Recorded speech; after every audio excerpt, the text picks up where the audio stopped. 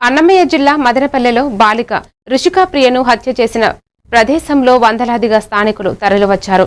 Israel కూడా ఉద్రిక్తతకు చేరిక చేశారు.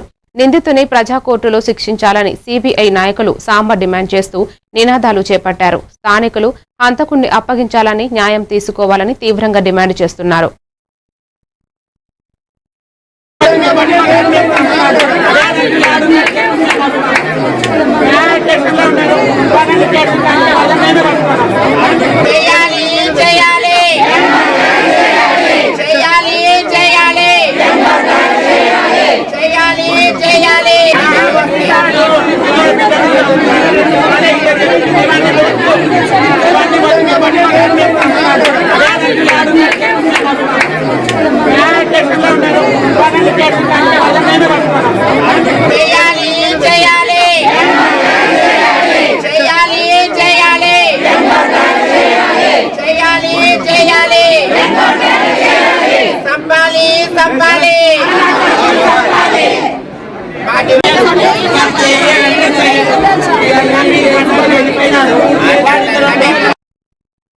బాపట్ల జిల్లా